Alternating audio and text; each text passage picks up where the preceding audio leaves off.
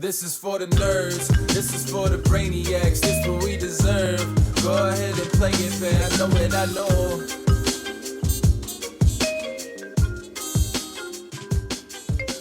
As we've teased in the title, we have a new member to the Solve for Why team that we are going to introduce to you all shortly.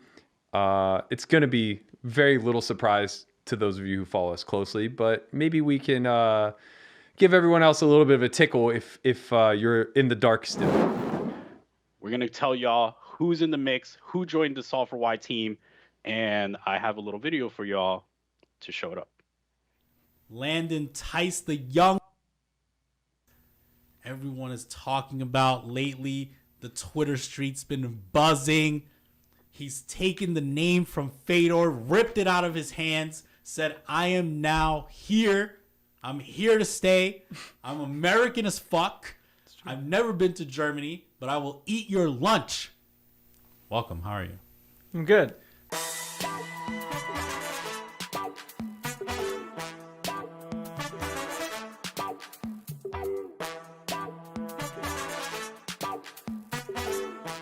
Landon the Prince Tice, We're gonna do this? self-proclaimed prince? Is No. that- Self-proclaimed. Yeah. You know me well enough that I wouldn't call myself the prince. No, you're right. You call yourself the god. I'm a god. Uh-huh. Prince, no. God?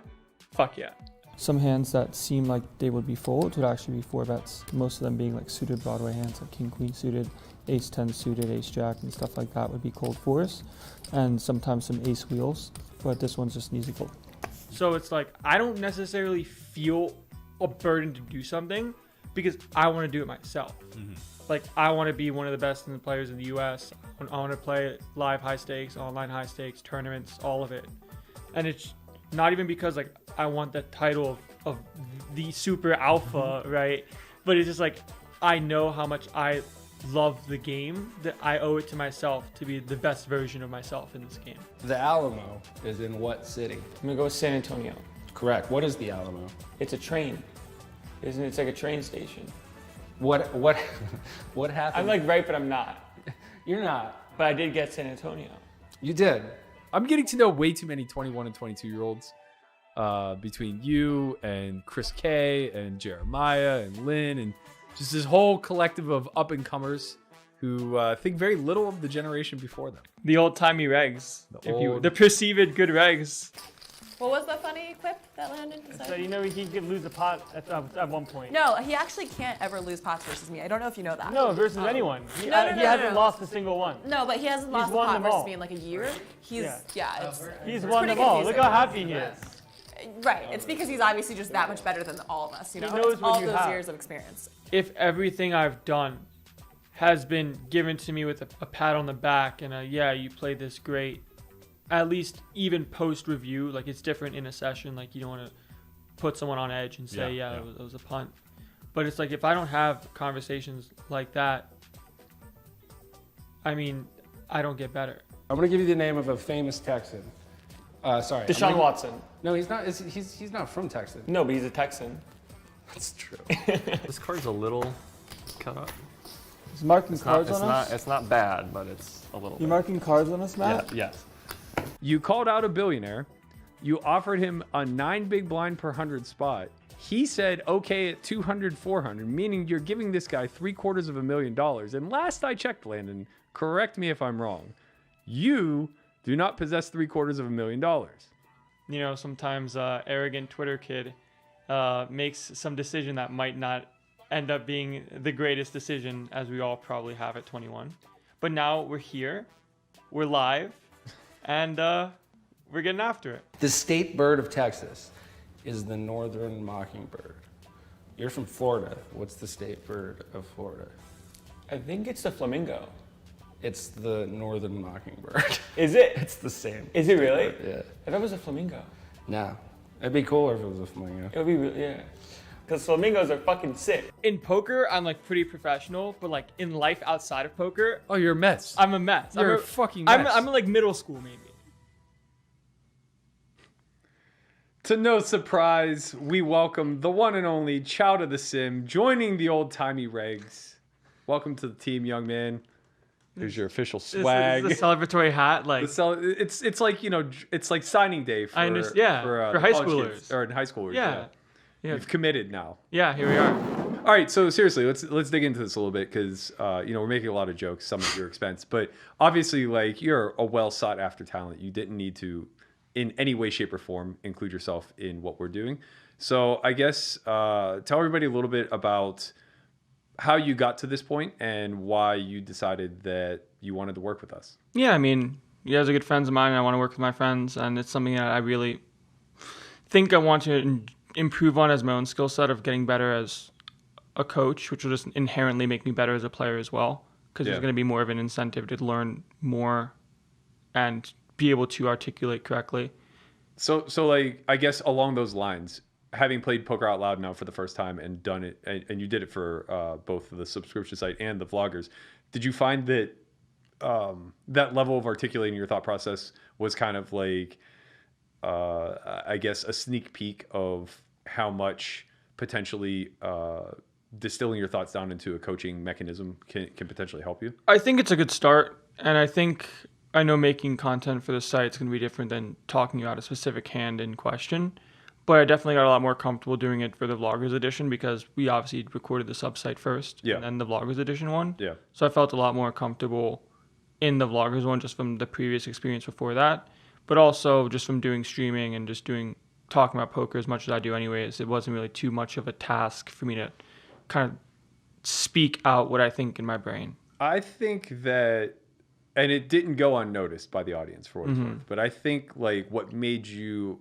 the true shining star of that series thus far isn't necessarily your actual ability or any hands that you played, but it was the wherewithal to speak from each spot from a generic perspective first. Yeah. Right? So it was like, this is what my range would do in this particular spot facing the action that we've faced thus far. Now I'm going to break this down more to a hand level. And so like going from that macro to micro approach really aligns with everything that we've ever attempted to teach.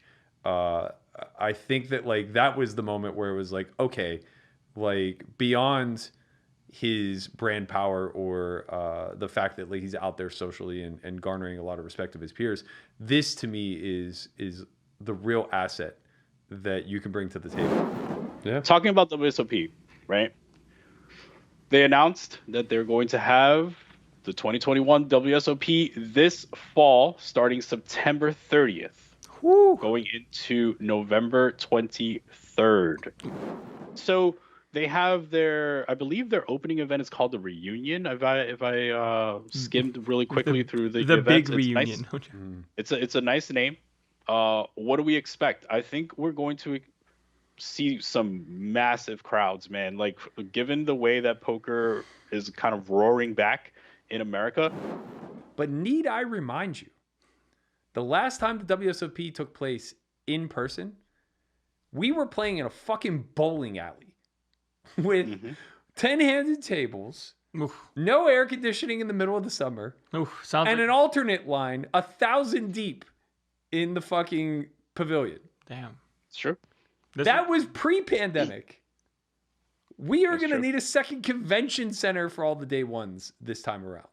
This is what I'm looking forward to, huh? For my first live WSOP. Oh, it is a dog and pony show. I mean, to be honest, like, live tournaments, when they came back, like when the Venetian started running stuff, like in the MSPT kind of came down, like all of these tournaments, like you played in them, like the Win 3,500, Win 1,600. Like these tournaments, man, like they're crushing guarantees. Like people want to play. That's nothing, dude. Bitcoin is up. Bitcoin is up. The crypto is booming. Remarkable. The game. I mean, the play in these. People thought people were gonna get better in these bigger tournaments, like field wise, but when you get it's great. These are some good tournaments, man. Yeah. These are some really good tournaments. The iron is hot, young man. Strike while you can. Yeah. This is probably as close to like Black Friday-ish resurgence that I've ever seen. We expect a really big WSOP. Massive. We expect 5 Diamond to be massive. Massive. What about these side massive? Nah, yeah, you just keep saying it. Massive.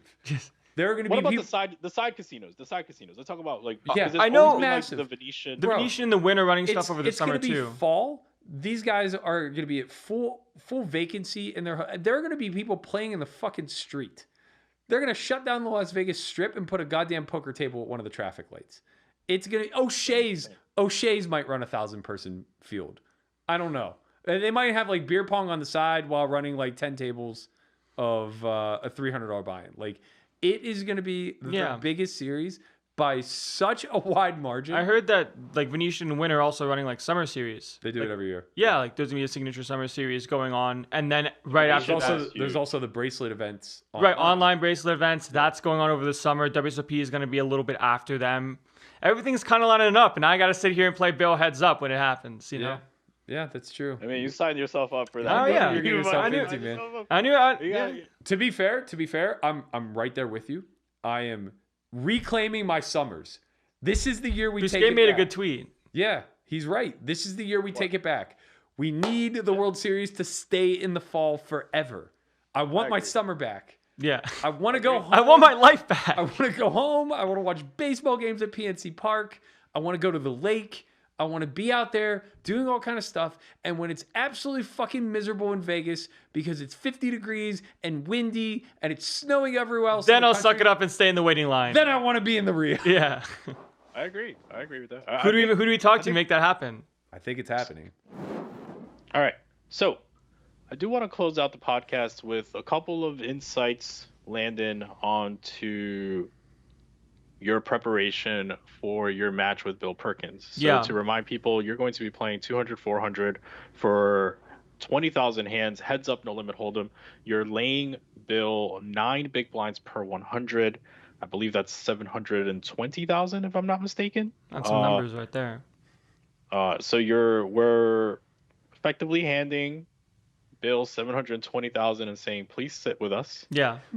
For this amount of hands. Mm-hmm. And tell the people a little bit of like what does your preparation routine look like without giving away, the secret sauce. Sure. I mean, I've just been playing a lot, been working with a lot of friends of mine that I highly respect, and I've just been putting a lot of volume and then starting from there and kind of just running a bunch of sims, kind of seeing what things look like in theory and just kind of getting better every day.